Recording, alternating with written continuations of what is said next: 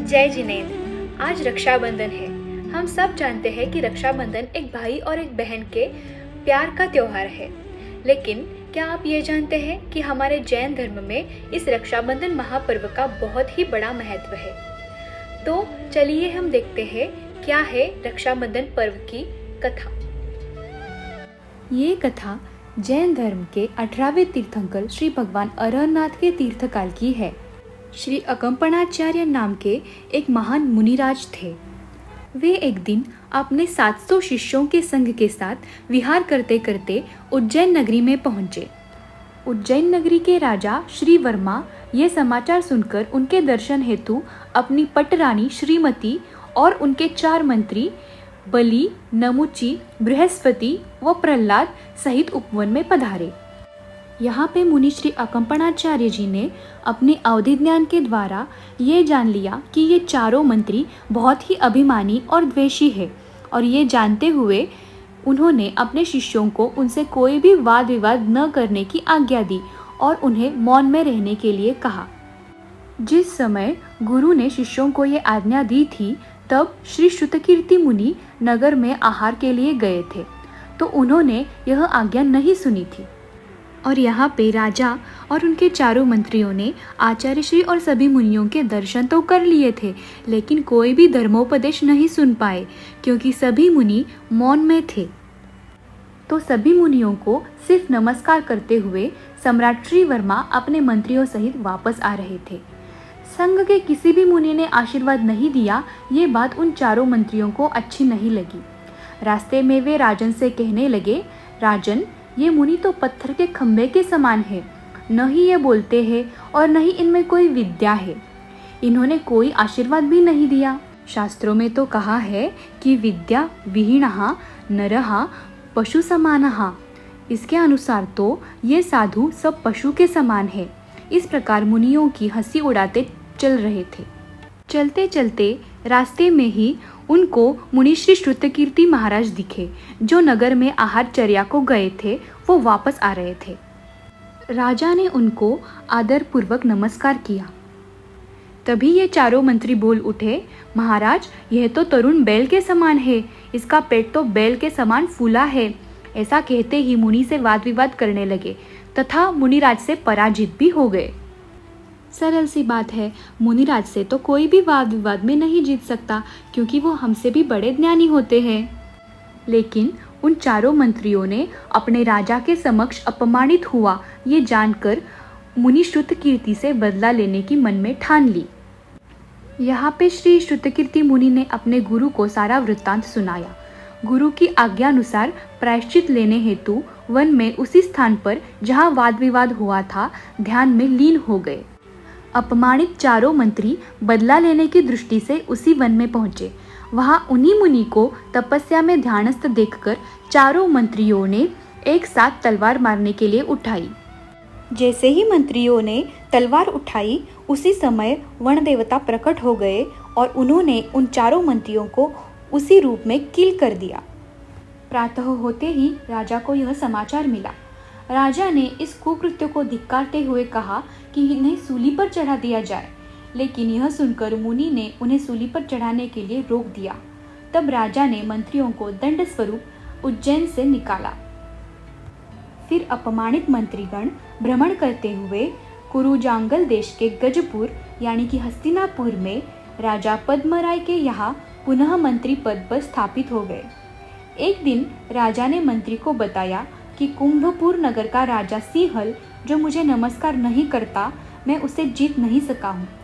तब मंत्रियों ने अपने छल कपट से राजा सिंहल को बंदी बनाकर राजा पद्मराय को सौंप दिया। राजा पद्मराय मंत्री बलि पर बहुत प्रसन्न हुए और बलि से बोले, जो वरदान मांगोगे वह दूंगा। मंत्री बलि ने अपना वरदान भंडार में जमा रहने दिया और कहा कि आवश्यकता पड़ने पर मैं ले लूँगा। थोड़े दिनों के बाद मुनि श्री अकम्पणाचार्य अपने शिष्यों सहित हस्तिनापुर के उपवन में पधारे। समाचार सुनकर मंत्रियों के मन में बदला लेने की भावना उठी। उन्होंने राजा को अपने वचन का स्मरण दिलाकर 7 दिन का राज्य मांगा और स्वयं राजा बन गए। राजा पद्मराय अंतपुर में चले गए और राजा बलि ने अकम्पनाचार्य सहित 700 मुनियों पर घोर उपसर्ग करना प्रारंभ कर दिया। उपवन में चारों ओर बाड़ी लगाकर, अग्नि जलाकर पशुओं के चर्म, मांस, हड्डियों को होमने लगा। दुर्गंधित वायु से ध्यानस्थ मुनियों के नाक, गला रुंधने लगे तथा शरीर झुलसने लगा। उपसर्ग जानकर मुनियों ने समाधि धारण कर ली। उस समय मिथिलापुर के ध्यानस्थ मुनि श्री सागर चंद तप कर रहे थे। उन्होंने अपने अवधि ज्ञान से जाना कि श्रवण नक्षत्र में तारा कंपायमान हो रहा है, मतलब मुनियों पर घोर उपसर्ग हो रहा है। तब उन्होंने अपने निकट बैठे क्षुल्लक्षी पुष्पदंत को धरणीभूषण पर्वत पर ध्यानस्थ मुनि श्री विष्णु कुमार के पास रक्षा के लिए भेजा। श्री विष्णु कुमार मुनि को विक्रिया रिद्धि उत्पन्न हुई थी। विक्रिया रिद्धि मतलब अपने हिसाब से आप अपना शरीर ऊंचा या बड़ा कर सकते हैं, उसी तरह छोटा कर सकते हैं और कोई भी रूप धारण कर सकते हैं। अब ये समाचार सुनकर श्री विष्णु कुमार मुनि ने अपनी विक्रिया रिद्धि के बल पर बटुक ब्रह्मचारी का रूप धारण कर लिया और भिक्षा हेतु राजा बलि के दरबार में पहुंचे। बटुक ब्रह्मचारी को देखकर राजा उपहास पूर्वक बोला, जो मांगना है मांग लो। बटुक ब्रह्मचारी ने 3 पग पृथ्वी मांगी। राजा बलि हंसा और बोला, मुझे मालूम था कि अपने शरीर की तरह आपकी बुद्धि भी बौनी होगी। तथास्तु कहने के बाद जैसे ही विष्णु कुमार ने अपना पहला पग बढ़ाया तो सुमेरु पर्वत पर गया और दूसरा मानुषोत्तर पर्वत पर गया। अब ब्रह्मांड में जमीन ही शेष नहीं रही। तब बलि से कहा कि 1 पग जमीन और चाहिए।